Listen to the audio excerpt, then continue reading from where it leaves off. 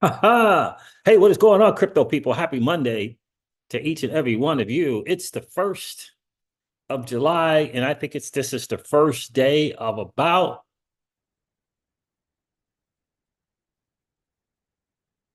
90 days of just sideways ranging before we get that alt season, before we get that bull run. So I'm thinking July, August, September, I think October, November is when it starts. So we're not that far away, but we still are far away. That's what it's looking like to me. So listen, we're going to go over the numbers. I got some interesting stuff. The magnetic XRP liquidity pool, legit or Ponzi? Legit or sophisticated Ponzi? We're going to get into it. We're going to get into it. I'm going to say this in advance to whoever's over at Magnetic X. If your guys are legit, I apologize in advance. I apologize in advance. If you guys legit, I'm going to say I apologize in advance, but it's not looking that way. It's not looking that way. Look, the market is doing what the market does. The numbers are the numbers. I'll go over it. I'll go over the numbers. If you can stomach it, I'll go over it. Got some interesting stuff from Flare Networks. Raul Paul says the XRPL is doing transactions, but it ain't enough.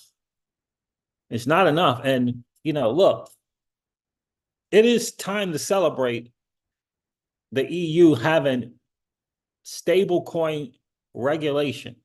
It is time to celebrate that.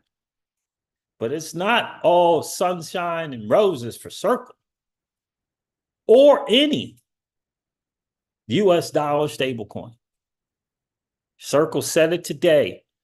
Jeremy Laird did a press conference in the whole 9 yards. And about 2 minutes left to that whole press conference, the truth was revealed. We're going to share that with you guys as well. Holy moly. Crawfish is in the building. Crawfish was first in the building. How are you, bro? Interesting stuff. I'm looking at a couple of other altcoins. I did shorten the portfolio a little bit. I shortened it. I think I exited out of 2 or 3 into Solana. So I did shorten a little bit. I still got some more shortening to do. By the way, I'm going to share a clip from Real Vision with Raul Paul on his channel. Raul Paul, the journeyman, talking about XRP in an AMA. It's important. You're going to want to get it because, look, it is what it is until it's no longer.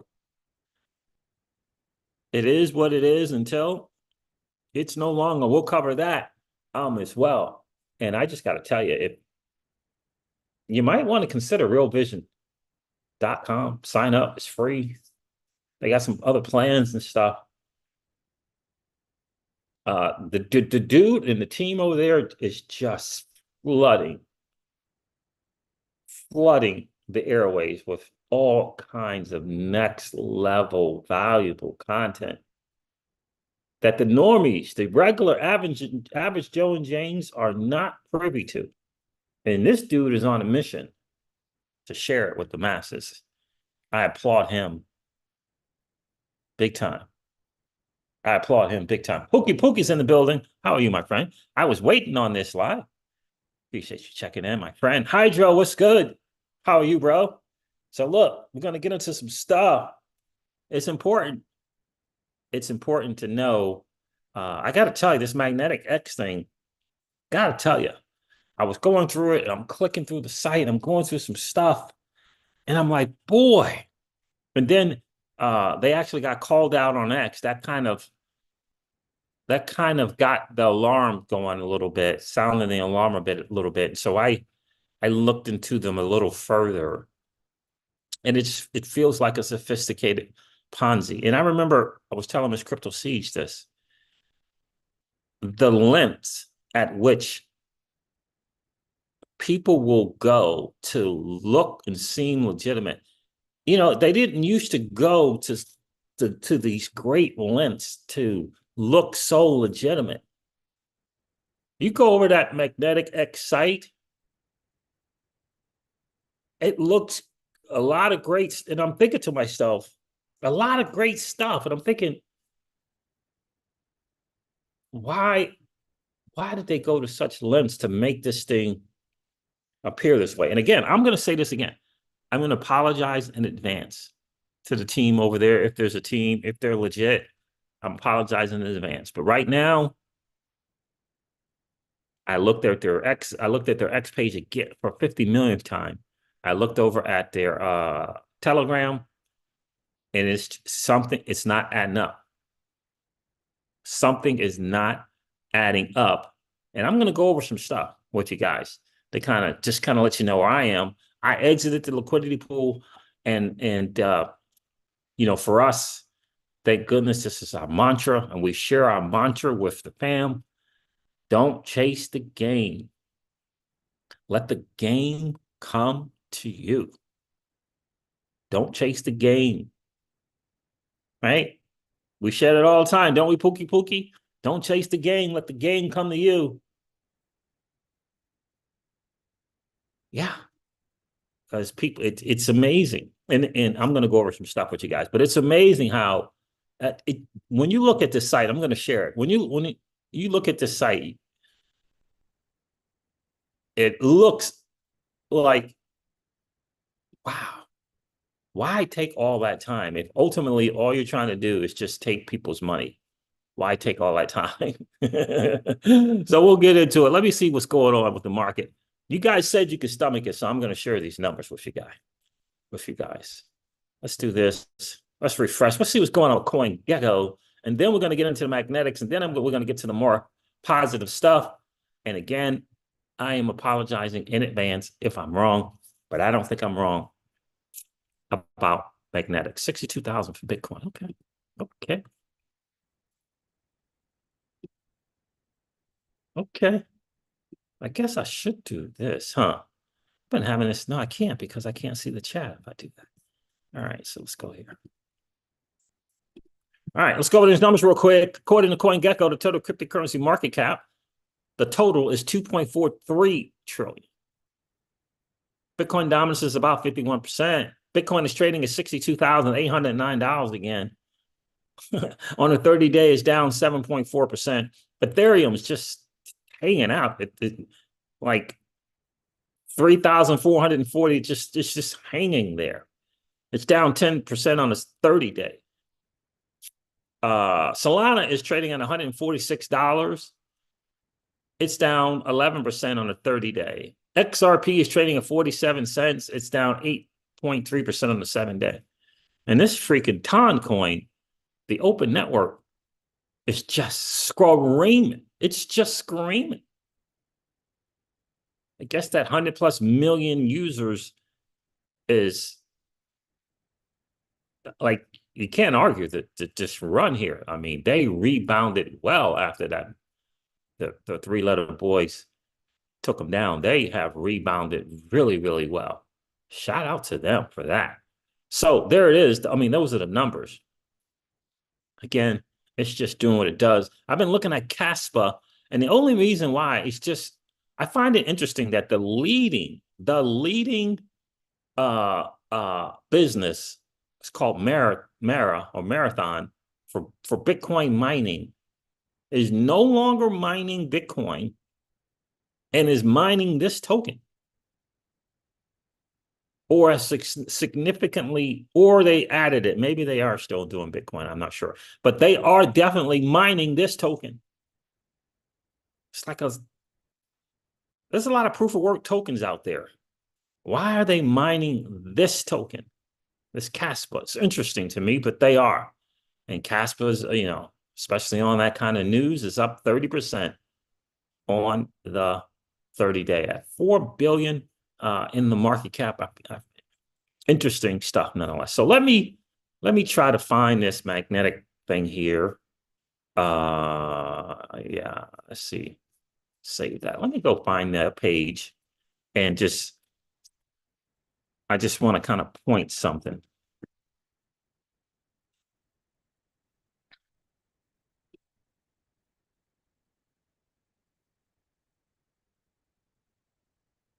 So it was April the 30th. So this post here got some interesting responses from people. And I want you to kind of note the post.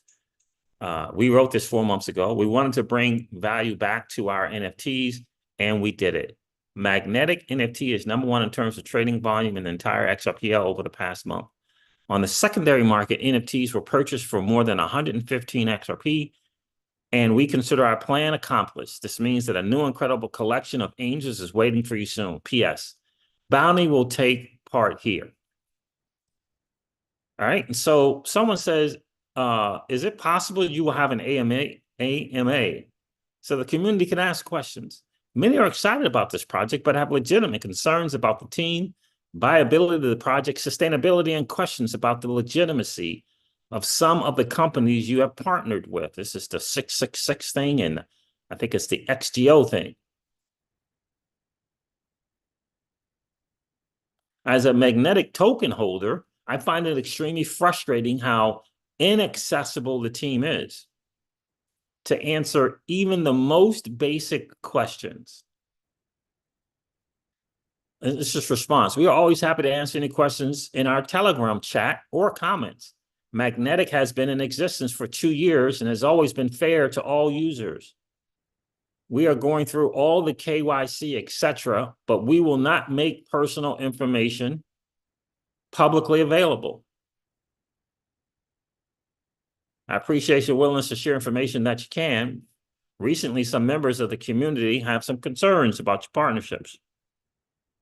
Right? And then this guy here says, so I said to myself, interesting. People like Smoke Dog have called your integrity into question, accusing you of all being shady. I am a magnetic token holder, and this type of accusations are concerning to me. Is there anything you can comment to reassure people like myself? And you get nothing, right? You get nothing. So I said, let me go to their page and let me see what's good, right? So let's see. So I go to the page and I want to check some other comments on this post, right? You know, besides Harmony, right? And so I started looking.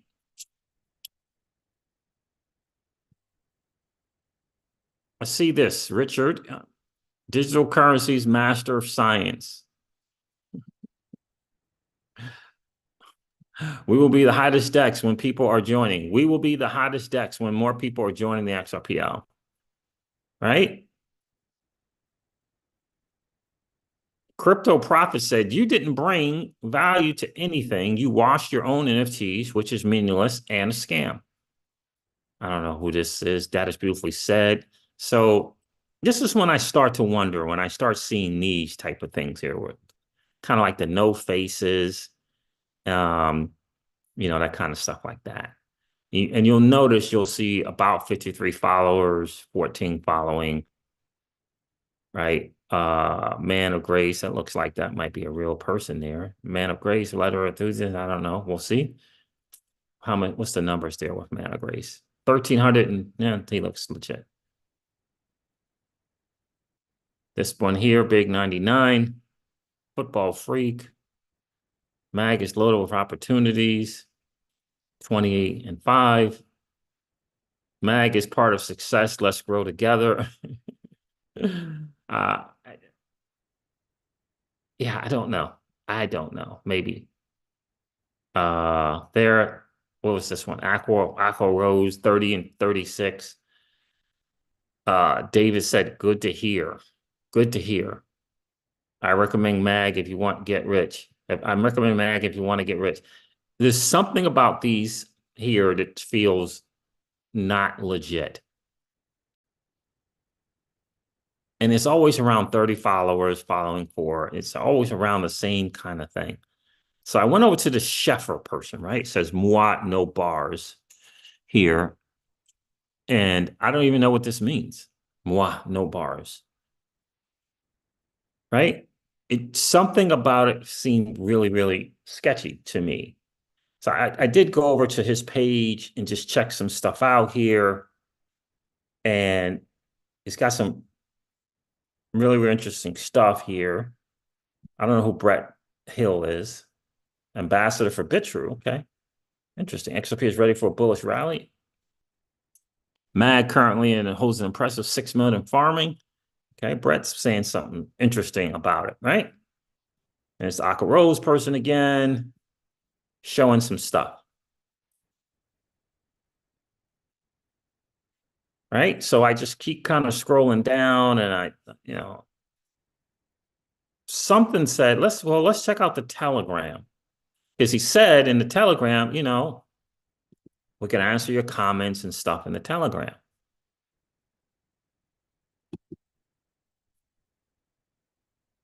So you got to go here to get to the Telegram. It's not a link tree or anything like that. Dive into the world of the XRPL. It looks great, right? Looks whatever. So I go to the Telegram. It's got some information here.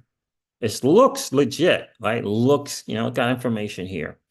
And I went to the Telegram. Here's the resources. It says Docs, Telegram, Twitter, white page, terms of service. Right? And I go to the Telegram, and the Telegram is exactly like the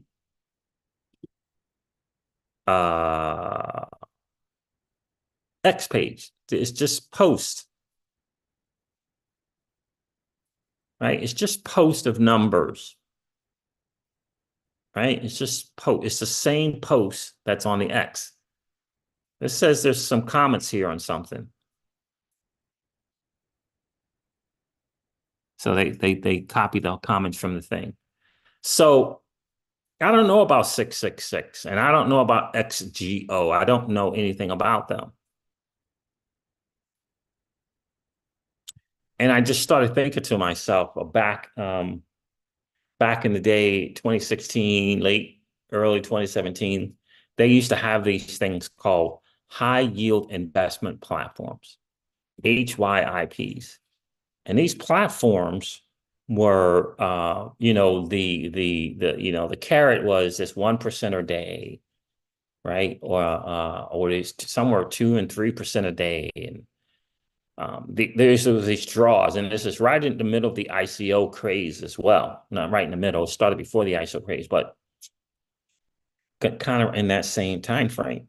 And I remember thinking what these platforms were doing were asking you to buy their token that they created with Bitcoin or ETH. And so people were buying Bitcoin and ETH to buy that token, and then they were sending you that token, right? And the deal was the interest was on that token, and then you would sell a token, right? But they kept getting the Bitcoin and ETH. And it looked, I don't know if it was as sophisticated as this, but it looked pretty sophisticated. And I just wonder if they have not gotten more sophisticated.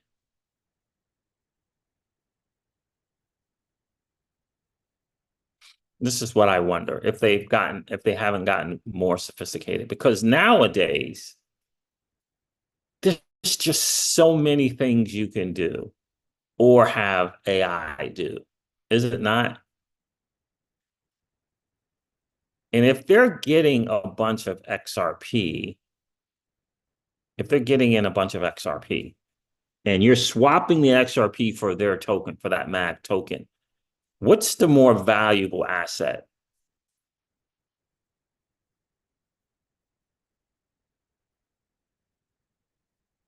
What's the more valuable asset?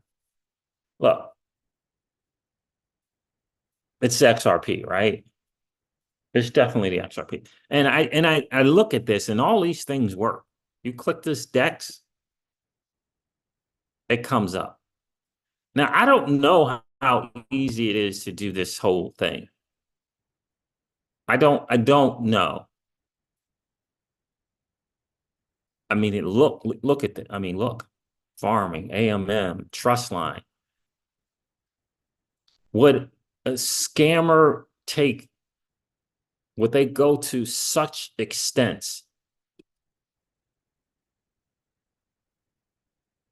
says trust line, but the only one they offer is MAG.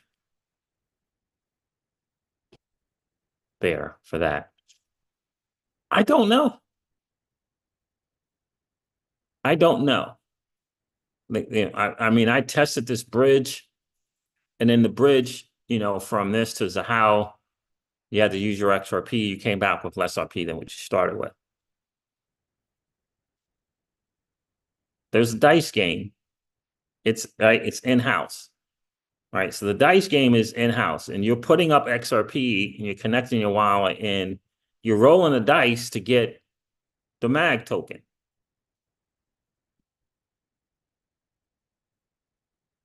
I believe that's what it is. It says prize 10 XRP here. But you're rolling this dice. They got all this stuff here. Let me see something. CTF. So you can roll. So you're rolling the dice for a shot to get XRP with your XRP.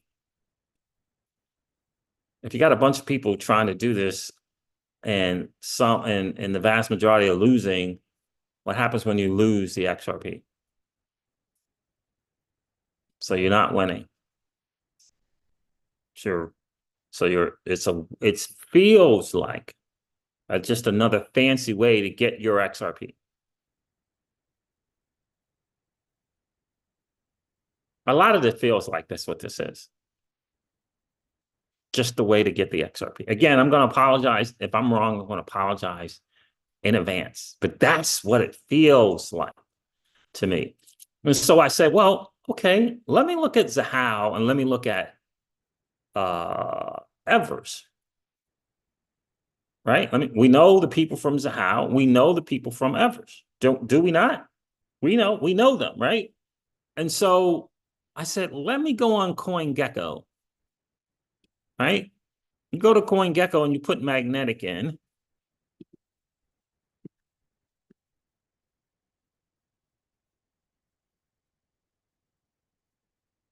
Put magnetic in. Here's the MAG token. It's Preble only. There's no information on it. Right? And I'm like, okay, well, maybe it's a new project. Then I come to find out it's been around for 2 years or so. That seems a long time to have not gotten listed on CoinGecko. So I go, let me check out Evernote. It's about the same time. It's about the same time. I don't know if it is the same time, but it's about the same time. There's the EVR token.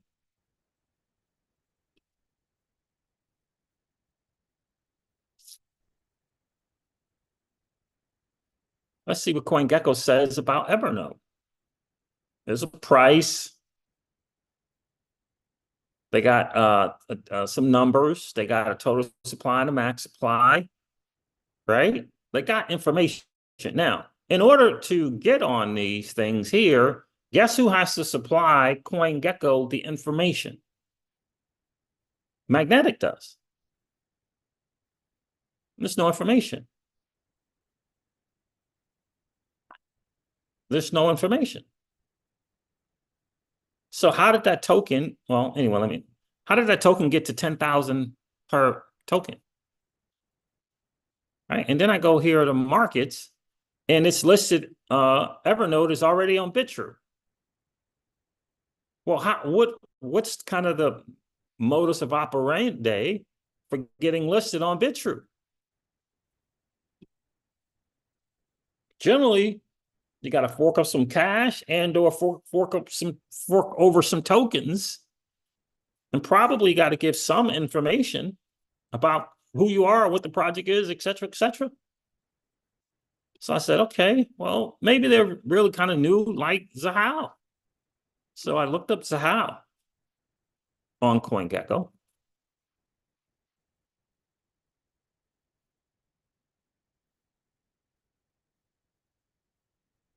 If my laptop will cooperate.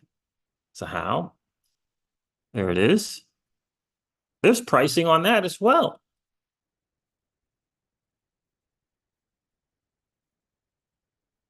So you got 3 projects.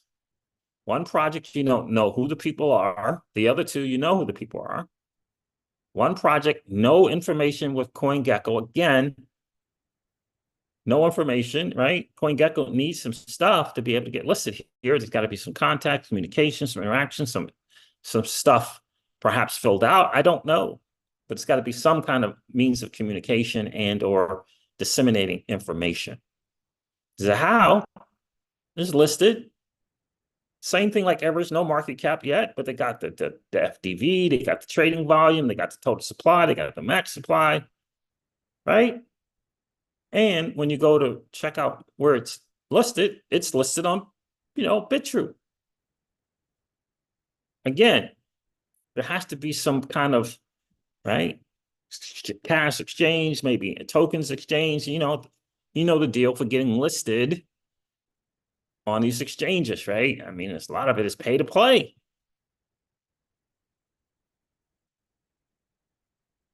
So if Zahao and Evernote, let me get back to the thing here. If Zahao and Evernote can get listed on CoinGecko, you got meme coins listed on CoinGecko. But a project that they claim to have been around for over 2 years or 2 years is not listed, that's right. That's a little alarming. Hopefully this internet is working. That feels a little alarming to me.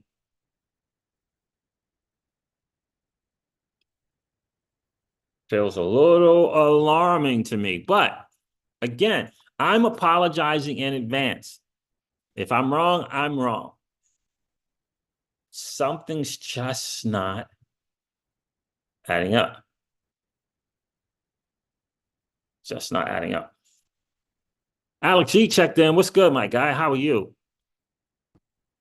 Are you on the road, bro? Be careful. What the world happened here? Be careful on those roads, brother. Be careful. So, what's going on, Corey Anderson? Big John's in the building. So, this is the thing that kind of gave me pause.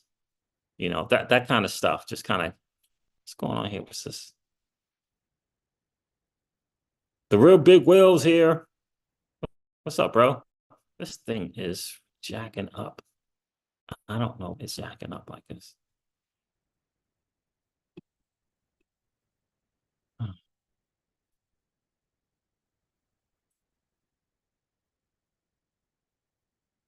Stop a live chat.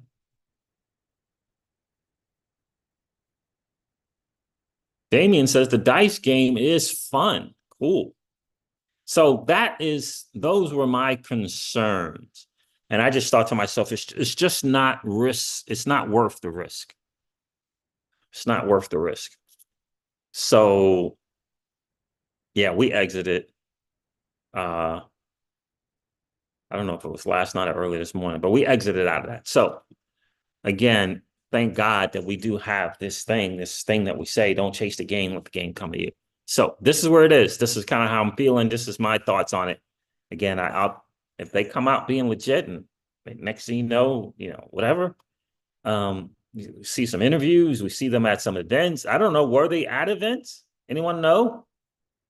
Did anyone see at the XRPL Apex or at Consensus? You see some people running around with some magnetic gear.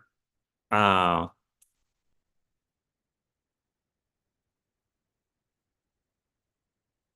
don't know. So that's kind of where I am. So hopefully I can get the word out enough. I know we had one person saying they were going to chase the game and they went in on it. I don't know how much they went in. So that's kind of my, my thoughts, my concerns. So we exited out because it just feels as though the bad guys are getting more sophisticated and they're maybe it's not as expensive as it was in 2016 or 2017 to get something done, to have it work, to whatever. And maybe it's easier and maybe it's simpler. Maybe it's not as late cost intensive and labor intensive to make something look the way that that looks. Again, I don't know. Maybe these guys are smart enough to copy some stuff, API into some stuff. I don't know. But I just had to ask myself, it feels, what's the more valuable asset? What is the more valuable asset? And so if you're getting an asset, if you're trading the valuable asset into an asset and you don't know the team, you don't know the people, because I asked about it. I asked some developers, I asked some projects about it. And, the most I could get is they seem to keep to themselves. Who's they? And, so no one knows them. So again, anyway, but maybe they'll see this thumbnail. Maybe they'll respond. Maybe they'll watch the video. Maybe respond. So that's kind of where I am with that. So the next thing is, everybody heard, I know all you guys heard about Circle, the big news about Circle, right? That big news was Circle. They got the Mica thing, right? By way of France, they got into being approved as a state. And it's a big deal. Don't get me wrong, because it's validating to the whole EU that stablecoin is a thing, right? But like I said, like I shared with you guys, there was some alarm sent to American or dollar-backed stablecoin issuers. Dollar-backed stablecoin issuers, right? Remember this? I shared this with you guys. EU's restrictive stablecoin rules could take effect soon, and issuers are running out of time. The European Banking Authority told CoinDesk it intends to publish a final report, right? So it was just a guy here from representing blockchain for Europe. Here it is right here. The regulations mean that some of the biggest stablecoin issuers, including Tether, whose dollar-pegged stablecoin is the world's largest by market cap, and Circle, responsible for the second-ranked USDC, may not be able to operate in the EU. So hold on. You say, well, they got to prove they can operate, right? Said Robert Kupich, the Secretary General of Blockchain for Europe. He says, and this is a quote, non-euro denominated stablecoins, if they are over a certain threshold, then you need to stop issuing and using them. And that creates a problem because 99% of the stablecoin market is in USD, Kopich said on the sidelines at Consensus in Austin. So according to the laws, companies must stop issuing an asset reference stablecoin that is used as a means of exchange for more than 1 million transactions of a value of 200 million euros a day. A day. So remember we pointed out that between Tether and Circle, it's in the tens of billions of dollars a day, right? Tens of billions of dollars. So I said, right? So USDC's global trading is 27 billion, according to CoinGecko. USDC is 5 billion, right? So you guys were saying, well, Tether didn't get in. Tether didn't even make the cut. They didn't get the appropriate license. They didn't try to use one of the countries in the whole EU bloc, because you could use that gateway of France, for example, as a way to get this particular license that you needed, right? And so I listened to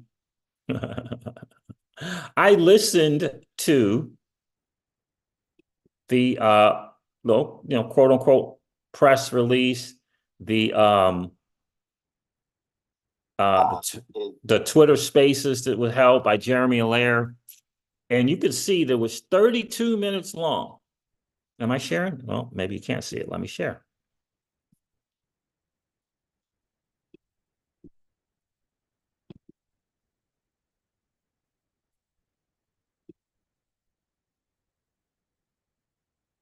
So it's 32 minutes long. And they did a little, about 22 minutes in or something, they did Q&A, right? They did a Q&A. And so Jeremy is just, going on and he's, doing the popular press release, how exciting this is, and Circle's come a long way, and all of those things. He's right. I mean, this is a great breakthrough for stablecoins. It's a great breakthrough for sure. And at least they're in, right? Tether wasn't going to make the mark. Even if they did try to go through France, there were certain things that on the transparency front that Tether was not doing. Circle did. Circle got in there. But here's what got me here. Again, I'm at the minute 29, and this thing was 32 minutes. He was asked a question about whether or not the stablecoin was considered significant in the eyes of the EU and under this regulation. The difference between significant and non-significant is probably the amount of daily volume that you're allowed to do in your stablecoin. So let's take a listen here. Built on this idea of open, transparent, trusted exchange of information and computation is an important part of how we deal with this. It's a good question. Thank you. Yes.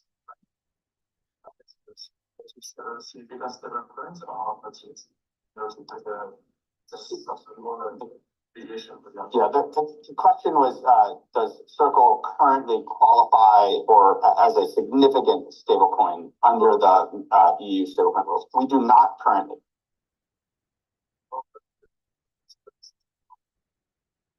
Patrick, do you want to speak to this? You want to come up?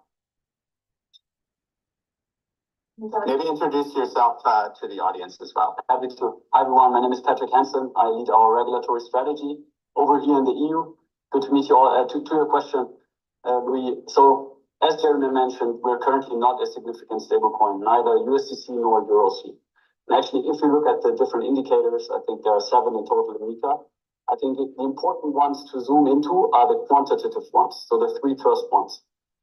And actually, the EU Commission, if you look at the delegated act that was supposed to specify those quantitative indicators, specified that for the market cap indicator, the volume indicator, the holder indicator, so the number of holders, we need to look at the numbers in the EU and the volume in the EU and not globally speaking.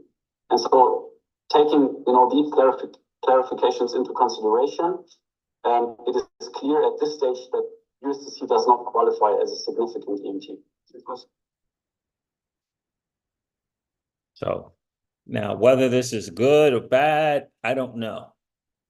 But they didn't qualify for the quote unquote significant status. So for numbers in the EU with their stable coin. So my thing is, what stable coin is going to do that? If Circle didn't, is a new stable coin going to qualify and meet those numbers? I don't think so. Guys, do me a favor, hit that like button. That would be super, super cool. We always like to have just as many likes as we got viewers in the stream.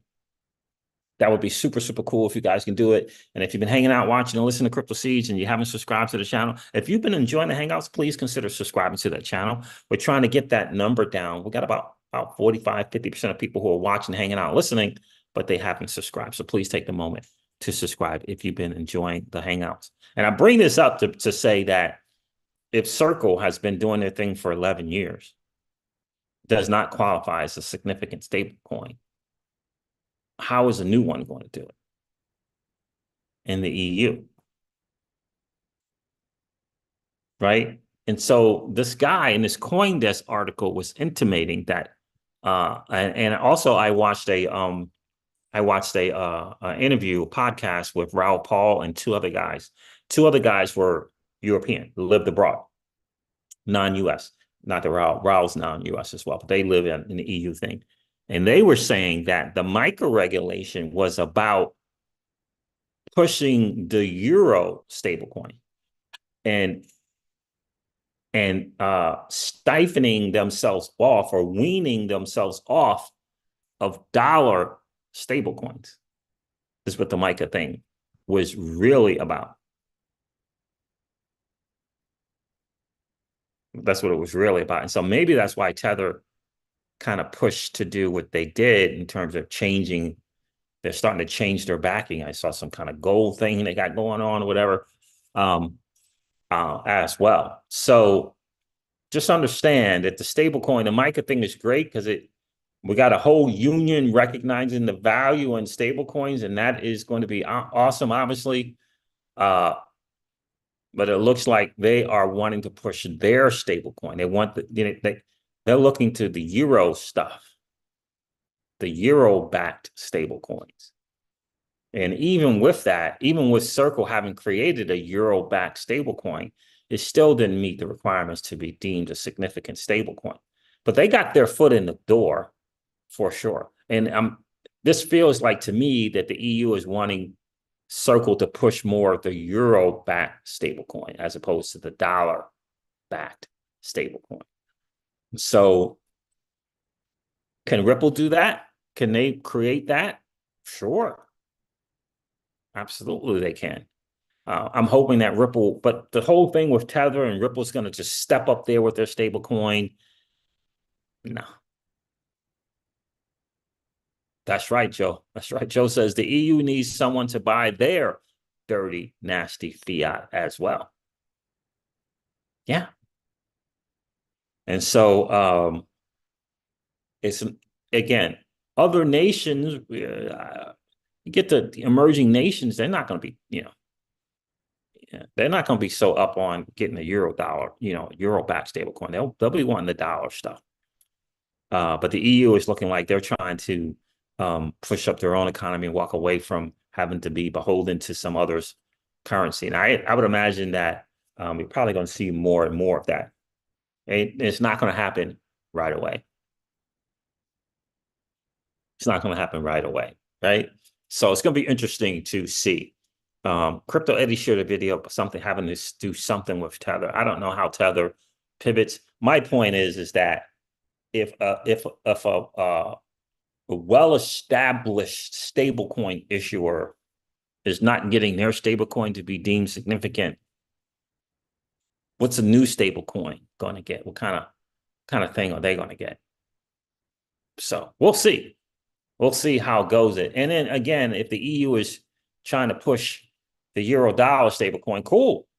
Just like Circle created a euro dollar, Ripple can create a euro dollar stablecoin as well. Right?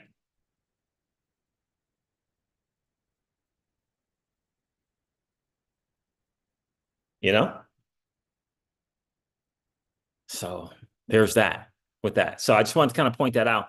That the EU, the Mica thing is great because they're recognizing stables, but they are pushing, they are wanting to lean towards getting their stable coin, the euro-backed stable, to be the dominant player in their region.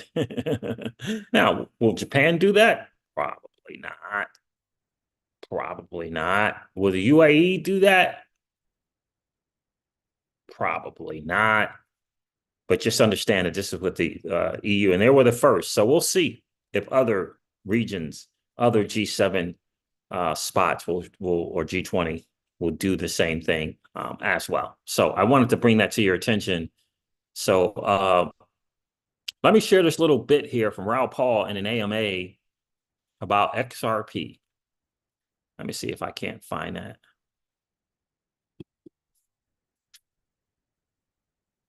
There it is there.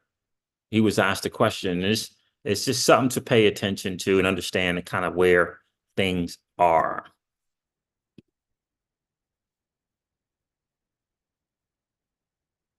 Because we can't just be hoped up. We got to know what it is that we hold. We got to know where we are and figure out some things. So take a listen. With banks around the world, it seems like countries like Russia are sanctioned are looking to use Ripple. Okay, you need to understand. Okay, so I make sure I get the question first. But right now, people are just looking at the car sales. Daniel H, probably an annoying question. I apologize for it. There's no annoying questions, my friend. Thank you for asking one. Seriously, what's going on with XRP? They're partnering up with banks around the world. It seems like countries like Russia are sanctioned are looking to use Ripple. Okay, you need to understand what drives the value of a cryptocurrency. It's driven by Metcalfe's law and network effects. Network effects are the number of users plus the total value transacted on chain, not the number of transactions. So XRP puts through lots of small transactions. It doesn't drive as much as Bitcoin, which puts through lots of lumpy transactions. I've looked at XRP against Metcalfe's law formula, and it always is accurately priced. So either we've not got new users, or in terms of new wallet holders, or the total value transacted is not increasing enough. It's as simple as that. So it really is, it's like it's not being used enough yet to drive it to the next level. Obviously, it has a lot of value because it has a lot of transactions on it, which is why it maintains value, but it doesn't increase value. So just something to point out there, just to note, because we got to understand what it is that we hold, what's going on, what's the dilemma. I think I shared the Jeremy Allaire thing. So I covered the magnetic. I covered the EU Mica thing with Circle. Again, it is a big deal that the EU is recognizing the stablecoin. That's a big deal. They're recognizing the stablecoin space in which Ripple is getting ready to walk into. And it's going to be significant, for sure. Something else I want to cover, make sure I have it. I did the magnetic X thing.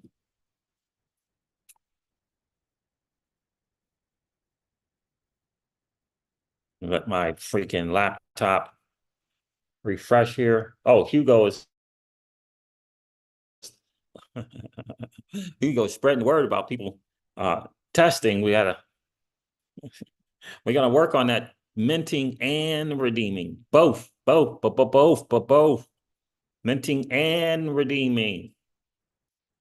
Hugo says hoarding large amounts of the F-Test XRP won't result in a bigger retroactive airdrop.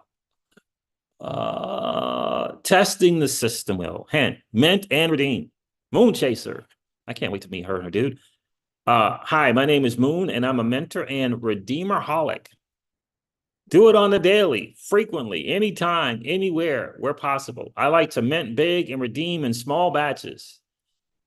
I like to mint big and redeem in small batches, 2 to 3 times, 2 to 3 lots per time.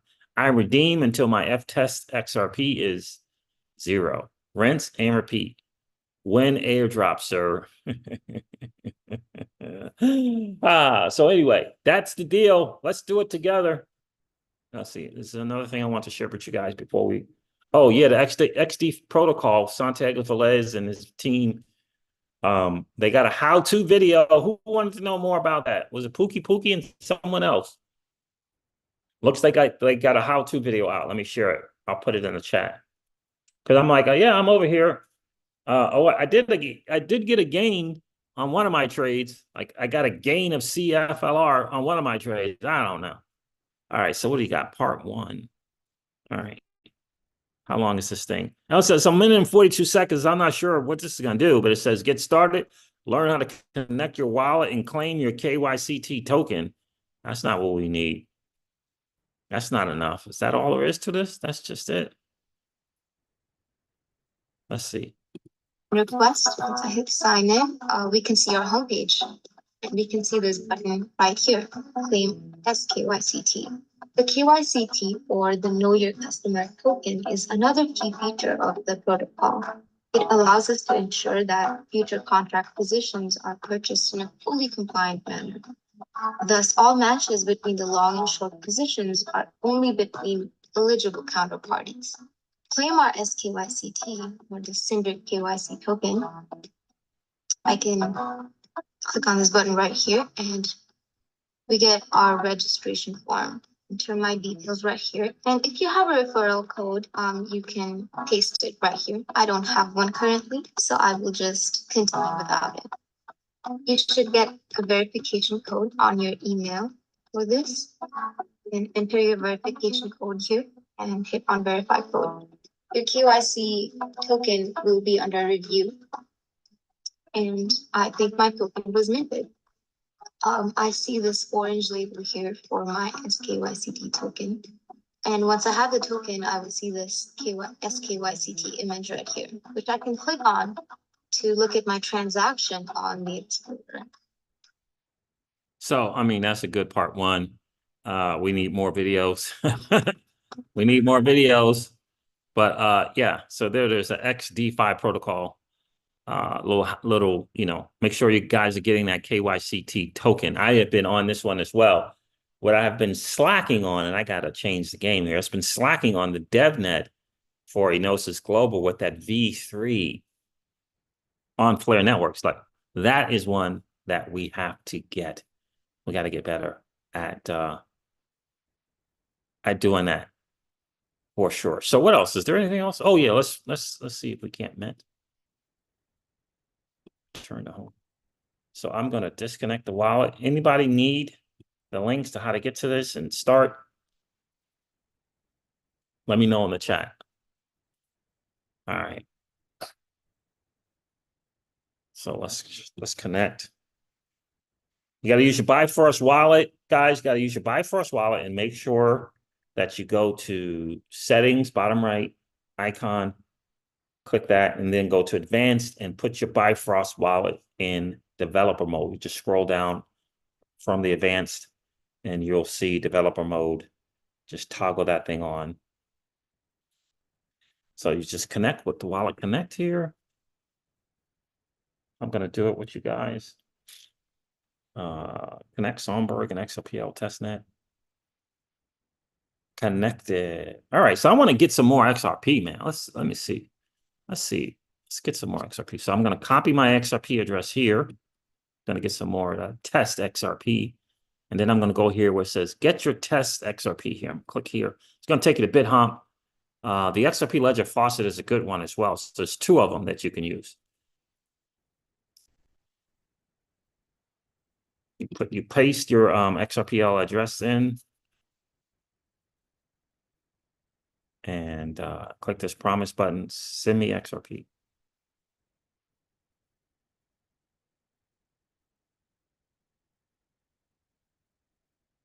You can also XRP Explorer. See, it says here XRP Explorer testnet wallet login. That's the wallet. And there it is. XRP 100 XRP. But there is there's another faucet. Let me see if I can't find that faucet. That XRP, the people from Ripple and XRP or Ripple X is providing. Let me see if I can't find that. Let's see. XRPL test. Nope, that's not what I want. What about TQ? Here it is, XRP Ledger Faucet. There's another faucet there. Uh-oh, find a verification phone. Please refresh and try again. Okay. I may have to type it in. What is it? Faucet.techu.dev.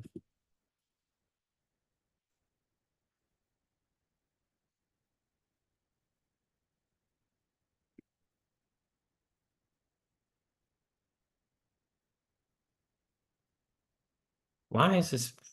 Uh-oh, so this ain't working. It's not verifying. I don't know why. That's a major bummer. That is a major bummer. Let me try something real quick.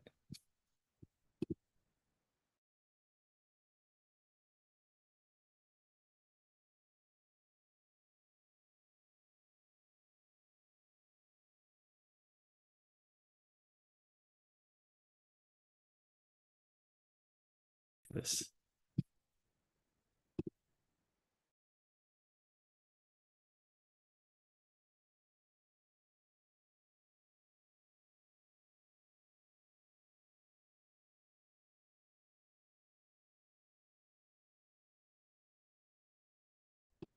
We got some extra XRP. 1,251 instead of 1,151. So let's mint, and we're gonna make sure we got to redeem as well. Let's mint. I don't know why I always get the no agents available thing. I don't know why I always get that.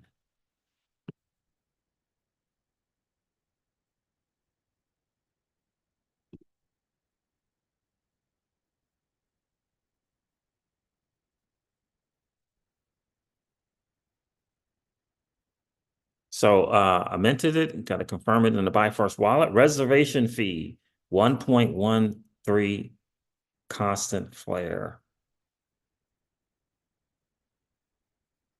Uh-oh, it failed. What the world? That's the first time I've gotten an error. That's the first time I got an error. Wow, I've never gotten an error before. Never gotten an error. Let's see, 2 to redeem.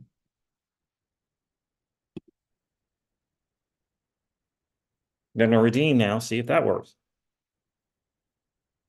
Okay, interesting. Redeem F asset. By clicking confirm, you redeem up to 2 lots of F assets.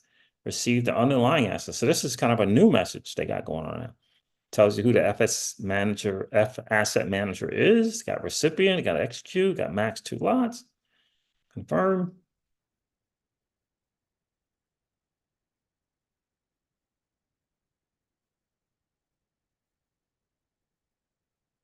Now I know why the whole the agent thing is not available, right? There's not enough collateral. The agents don't have enough collateral, or there aren't enough people redeeming. There aren't enough people redeeming as well. So that's going to take a little bit. So there is that. We did that. So we're good. We're good. We did our job. Damien says everyone's forgetting that SEC still has the SOB 121, which will prevent institutional money from coming in.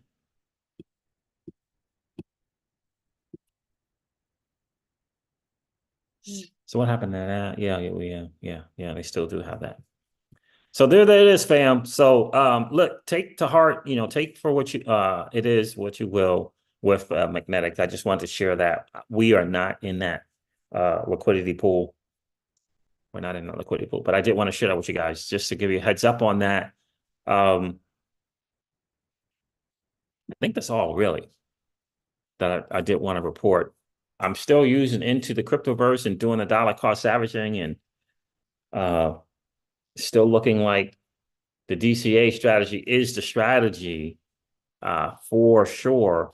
And some people are doing, Bitcoin and Solana. Some people are doing Bitcoin, ETH, and Solana. Some people are doing Bitcoin, Solana, and Maker has really, really great numbers. Oh, by the way, I'm going to share Banter Bubbles with you guys, and just to kind of give you a heads up on what is the stuff that is outpacing Bitcoin and in the year. And then I asked OpenAI and ChatGPT, last 2 years, last 3 years, and it's just not a whole lot of them.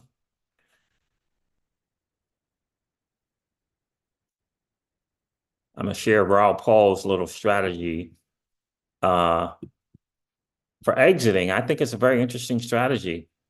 I didn't expect that, but he shares his story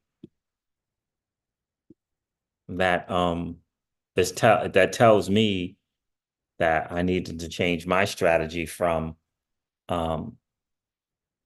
exiting the way I was wanting to exit. I'm going to change it up. And yeah. By the way, I highly recommend you guys check out realvision.com. I highly recommend checking it out. The website's great, and there's a lot of good intel, over there. And Raul Paul's story is it's a very, very interesting story on his exit strategy and how he, quote unquote, not screwed up, but just missed out on significant gains because he did the strategy that I was planning on doing this strategy, this time, this cycle. In fact, let me see if I can't find that. I'll share that with you guys. Banter Bubbles, what's going on? Why Banter? I don't understand Banter Bubbles sometimes. What did I do to Banter Bubbles to deserve this kind of treatment? Let me get rid of all of these things, see if this laptop will work a little better.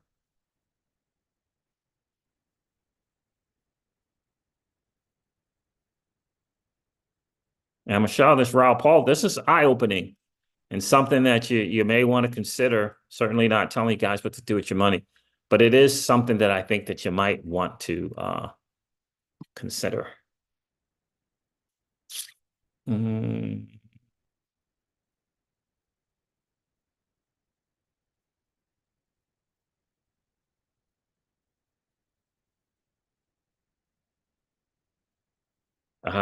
don't know.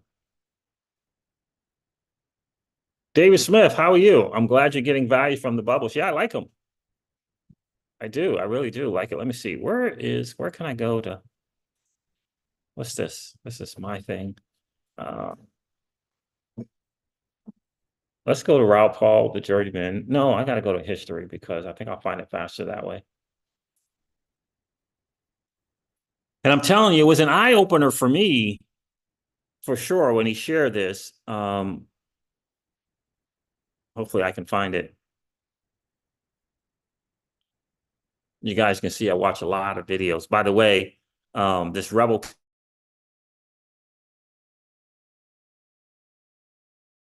Capitalist just confirmed what Raul Paul and his buddy were saying was going to happen in Japan. Yeah, it's happened.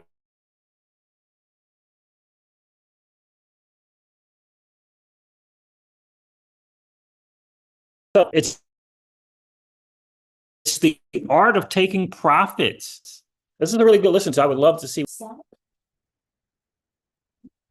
You making beef? I'm just gonna have beef.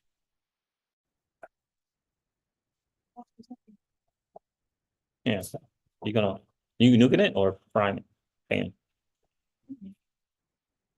No, okay, you do it real quick anyway. All right, let's share this.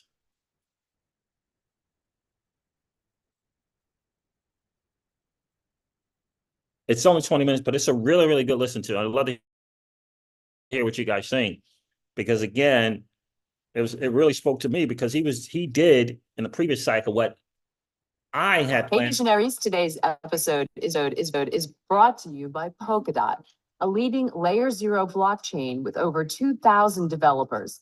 It's a network protocol that allows arbitrary data, not just tokens, to be transferred across blockchains. Interesting that Polkadot became a sponsor. Learn more and join the community that now of by going Raul Paul's to channel. realvision.com/Polkadot. Join me, Raul Paul, as I go on a journey of discovery through the I'm not sharing. crypto, and exponential age landscapes. In the journey, Sorry, let me share. to the smartest people in the world, so we can all become smarter together. Hi, Raul Paul here. Welcome to my show, Journeyman. Well, this is actually a short little thing I wanted to put together for you about the question I get asked probably the most from everybody, and I can understand why, which is, when do I sell my crypto? And there's a lot to that, so I wanted to address it. Now, obviously, if you're here on my YouTube channel, Raul Paul, the Journeyman, you're watching this, please subscribe to the channel. You'll get these kind of updates, plus my long form interviews, plus my analysis. It really helps the numbers. So if you find this kind of content useful, make sure you subscribe to the channel. Okay. Let's talk about the psychology of when to take profits, the cycles that we know are there. Let's just think it through together, because it's going to vary for everybody, and that's a key thing. So as we know, crypto is very cyclical based on this everything code thesis that I've built, which is there's a debt refi cycle that happens every 4 years because everybody reset their interest rates in 2008 to 0 and then made all the government debts in around 4 years, 3 to 5 years. And it's created this endless cycle, which happens to be the same as the Bitcoin halving cycle and the US presidential cycle. So we're faced with these cycles. And out of 3 years, crypto is the best performing asset in the world. In year 1, crypto spring, year 2, crypto summer, year 3, crypto fall, and macro spring, summer, fall. And then year 4 is the worst. And that is such an important thing. And I never really thought about it in these little 4-year cycles. I just never really put 2 and 2 together. And of course, with his resources and his access and his team, right, figure some stuff out. And it makes a lot of sense. It's year one, it's it's still the best performing asset, crypto. It's the best performing. Second is tech stocks, NASDAQ stock. Year two, crypto is the best performing. Second is NASDAQ tech stocks. Year three, crypto is still the best performing. And then year four, it's the worst performing. And I'm thinking to myself, what is he talking about? What does he mean year one, year two, year three, and year four? What is he talking about? He's talking about after after when moon and cycle top hits and everything's whatever in year one, and then remember how we say we go through like a 2.5 to 3.5 year bear run? You know how we say that? But even in those bear run years, it's still outperforming all the other stuff. And it's not really until the fourth year where it's the worst performing. So in other words, 3 out of the 4 years is still outperforming everything in this cycle, what they call the business cycle, which happens to align with the halvening and happens to align with the presidential thing. And it made me think, why is he saying that? And then it made me realize it's because of the exit strategy is why he's pointing that out. So just think, just like he said, just think to yourself, 3 out of 4 years, it's the best performing. And I think as crypto people, we're only focusing on the fourth year because we see these 75% to 97, 98% pullbacks. And we're missing the fact that other 3 years is still the best performing. And we're not putting into consideration the 10 to 50, 60, 70 X's that we're getting. So what is a less than 100% pullback? What is that really? But anyway, let's listen some more. And the worst is what scars people. And people want to know how to deal with this. So how I think about it first is you've got to establish what are your goals here? What is your time horizon for your investments? So if you're saying, my big macro thesis is this space goes from, let's say, $2.5 trillion today to, let's say, 10 to 15 trillion at the end of this cycle, depending how big this cycle is, to 100 trillion by, let's say, 2032. So we've got the largest wealth generating macro trend of all time, and it's still in front of us. Yes, the early days were super high returns, but it's still super high returns. So we don't want to fuck this up, right? We want to capture that. So a lot of people start thinking, well, should I trade out in macro crypto fall, try and sell that peak and then buy in the bottom, and then I don't have to go through the horror of the 75% drawdowns? Let's think about this. Firstly, I'm going to give you what I did and the lessons I learned, and then we'll talk about how we can deal with this cycle going forwards so I can help you navigate your needs. And we've all got different needs. So the first time I bought Bitcoin was at $200 in 2013. I had a 5 to 10 year view that this was going to be worth $1 million. And it was $200. And I discounted myself by 90% for being a moron, thinking that it could go to $1 million. So I said, listen, it's worth $100,000. This is $200. This is the best opportunity I've ever seen. So I treated it like a call option at the time. So I didn't put a huge amount of money in, but a decent size. So I said, right, I'm just going to forget about it. It kind of went up like a rocket ship straight after that. And I was up 5x or something very quickly. And I was like, oh my God, I'm clearly George Soros. I'm the best trader ever. And then it fell 85%. And I just didn't worry about it because it was a call option. At the time, I thought, well, I could go to zero. So I'll just see. Let me play this out. That's a macro time horizon, long-term time horizon. I thought if I just hold it long enough, we should generate huge returns. By 2017, crypto's taking off again, and it's at $2,000. And I was now up 10x, and the Bitcoin forking wars happened. and I mid-curved it. Mid-curving it is, if you remember, is when you're overthinking a very simple trend, which is, it can be the more and more on the left or the Jedi Master on the right, but in the middle is where you do all of the overthinking. The more on the left is, it goes from 2.5 trillion to 10 to 15 trillion to 100 trillion. Just do that. Everything in the middle is regulation. It's what about, what happens if somebody replaces the tokens that I've got? It's what about forking? It's all of these things. They're all noise.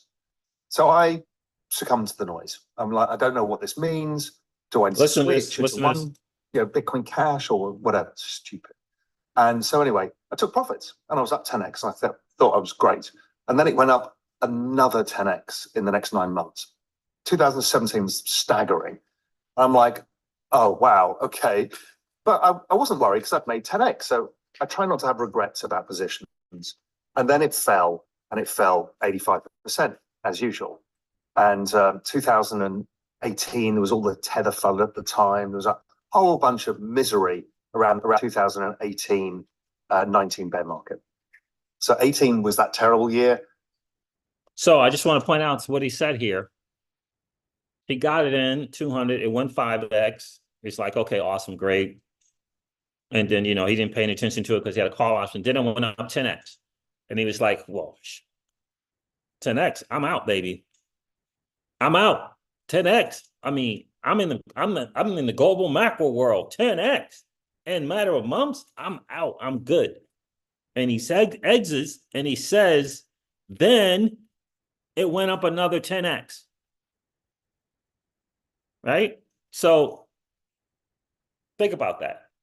It went to 10x. He took his profit, and then it went up a 10x, and then it crashed. Right? It crashed. 10x, another 10x, it crashed. 85%. What kind of crash is that? That feels like less than an X.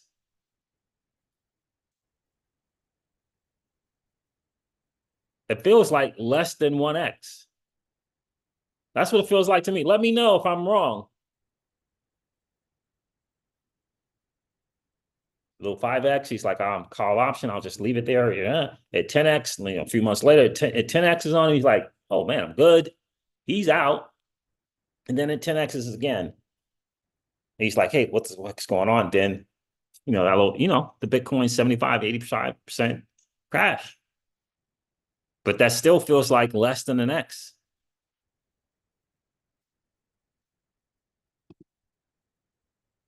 Then it bases in 19, starts rising. I start watching it and then start digging in, doing the homework of, do I want to get back in meaningful size?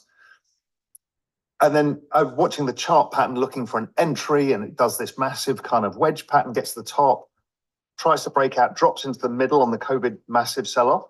And I'm like, this is the opportunity because I know this chart pattern, the likelihood it's going high.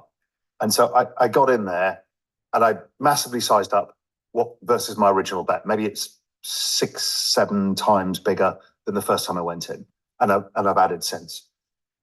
Okay, so how did I do? I felt great because I bought it low, sold it into a big rally in one cycle, then bought it. I'd ridden one cycle all the way up and down, rode the other one up, sold out, then rebought into maximum pain, the down 50% day. And then the breakout of 10,000 above that. I thought I'd done pretty well with this. I then went back and looked at what happens if I just kept my original bet, which was much smaller. I would have made 5 times as much money by not doing anything. He would have made 5 times as much more money by not doing anything. In other words, not having exited out and taken the 10x.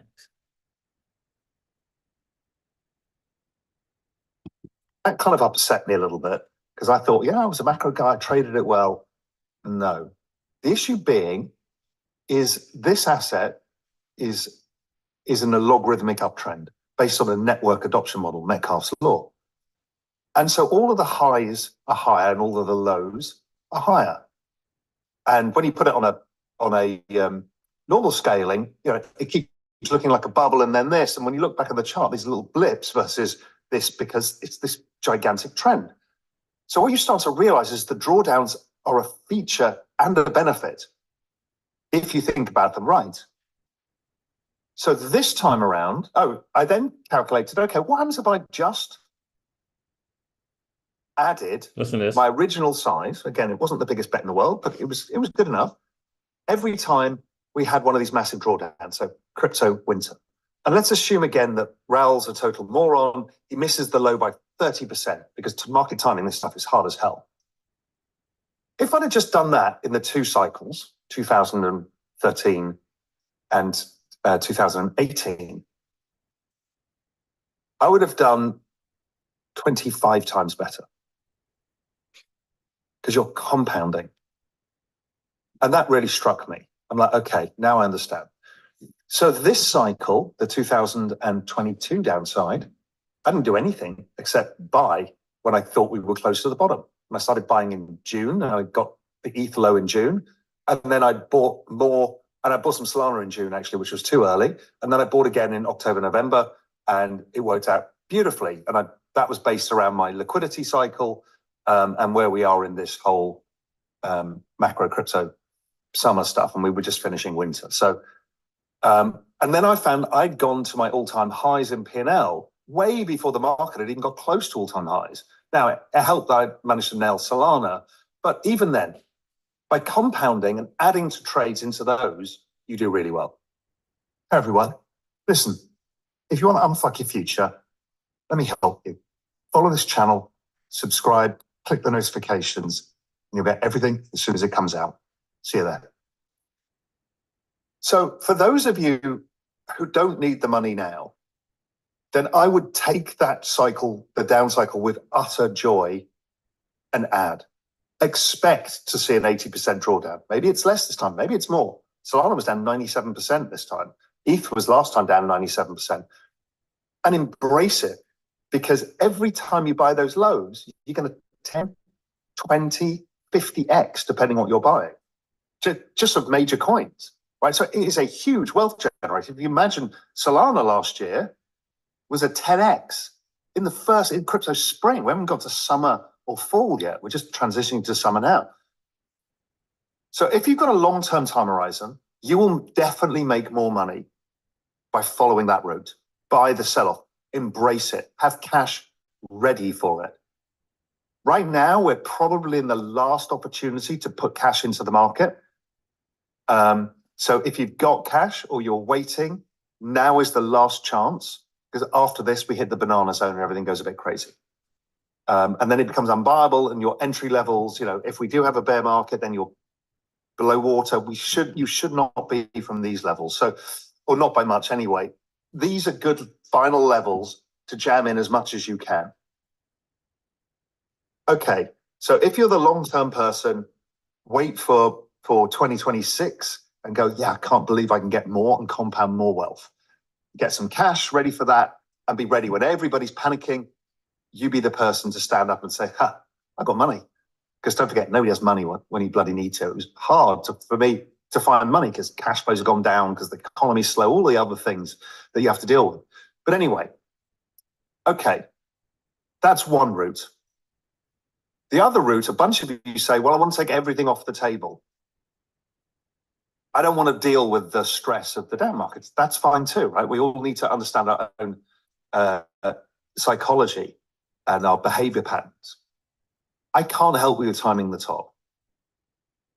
I know that it should be, by my work, sometime in summer to winter of 2025.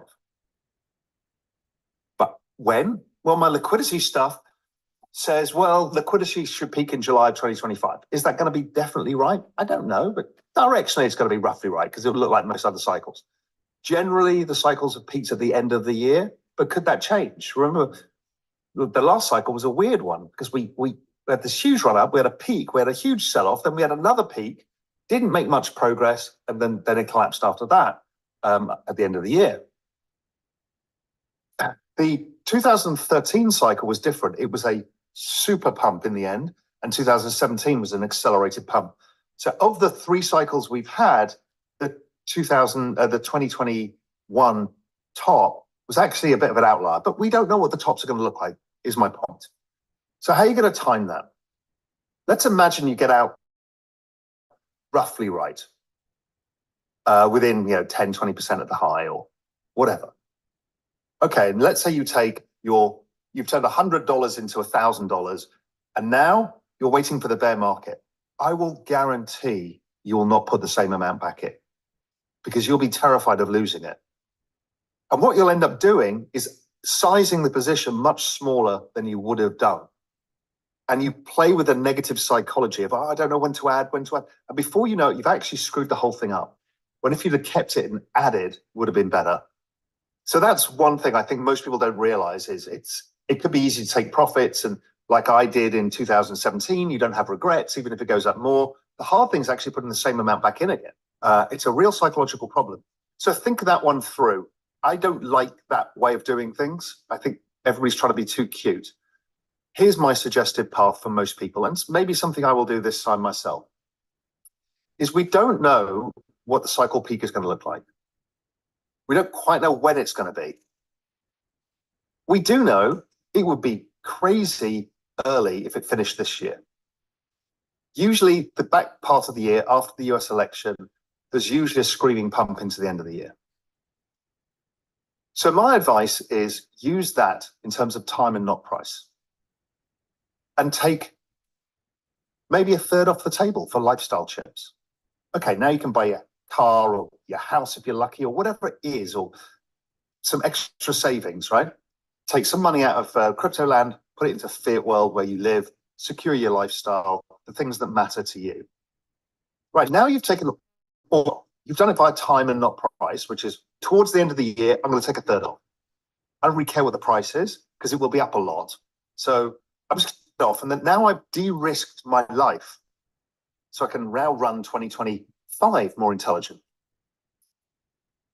So 2025, you can then run with the rest of the money that you've got, the 2/3 remaining, and you can say, okay, I'm going to take some off by about the summer if I wanted to take more off. Maybe you don't, maybe you just run the rest because you've now de-risked your lifestyle. That's my favorite approach.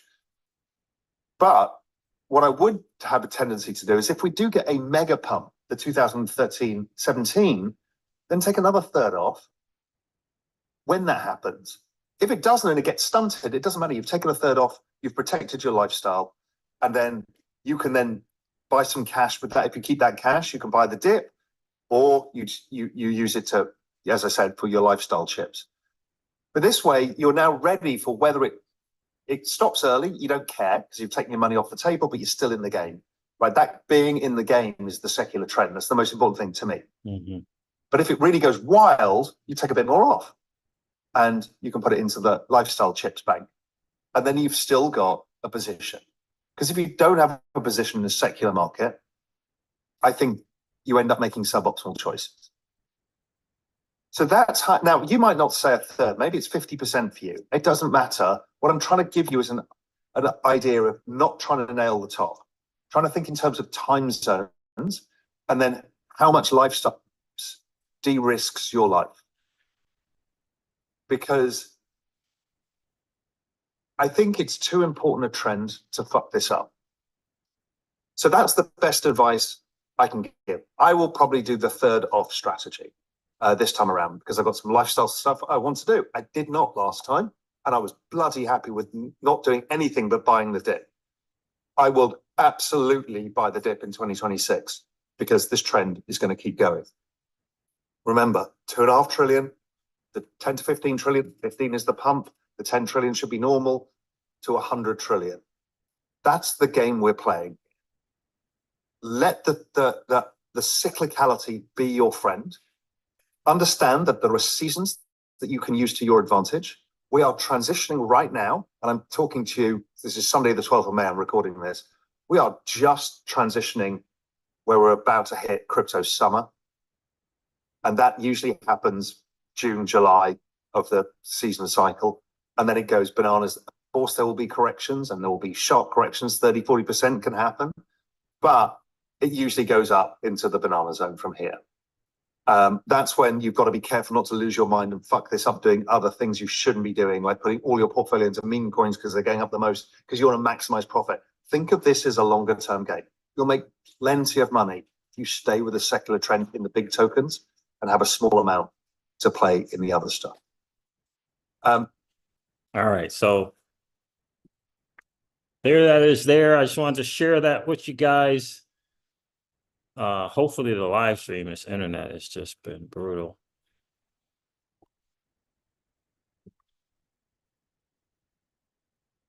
What's going on, Philip Swan?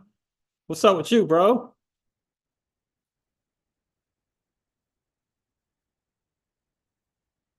XRP Nick says it's going to be so hard to hold through this next run. Definitely taking a lot of profit by trying to hold 25% in most positions.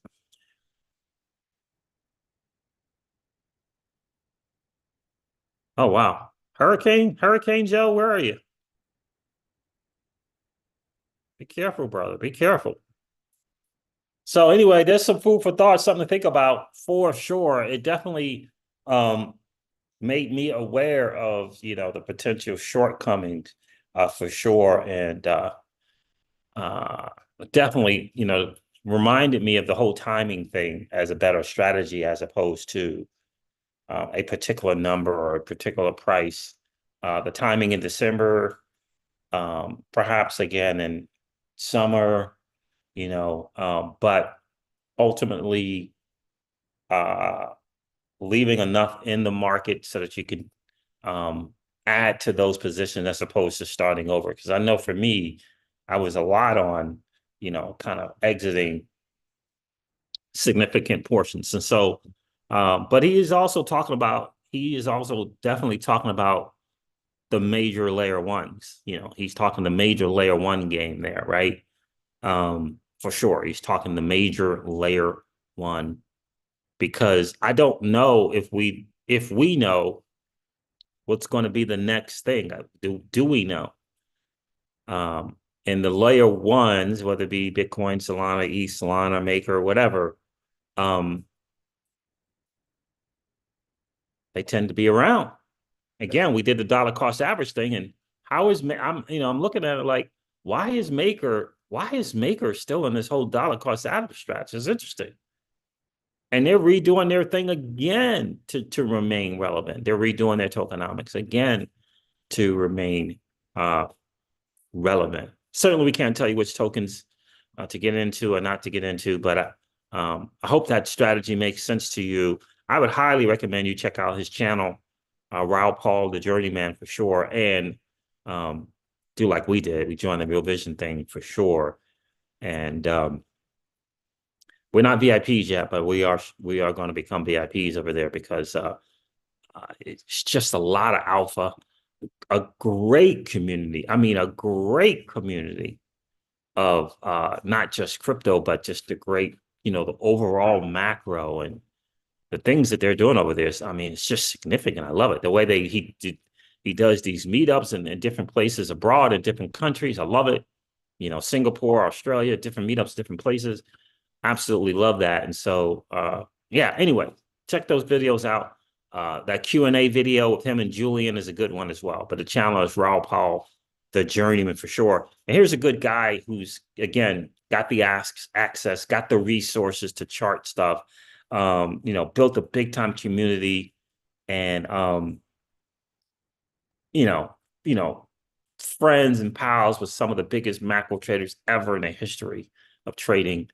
And he's willing to come here and just kind of share with just the average Joe and average Jane. I think is tremendous. And what a blessing. What a blessing to have him for sure. So there it is. Some food for thought, guys. I hope it was valuable to you. Thank you so much for hanging out on a Monday night. I appreciate each and every one of you. Juan Phillips, thanks for checking in. Joe, my guy, thanks for checking in. XRP Nick, it's been a while, bro. I appreciate you checking in. David Smith, Damian Lowe, appreciate you guys checking in for sure.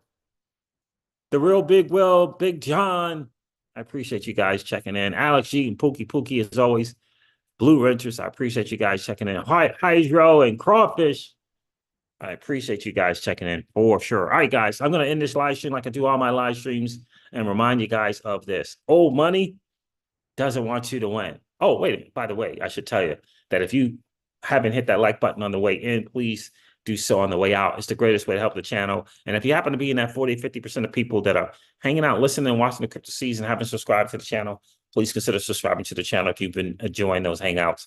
And don't forget to ring that notification bell, baby, so that you know whenever we go live or whenever we upload a video. I'm going to end this one like I do all my videos and remind you guys of this. Old money doesn't want you to win.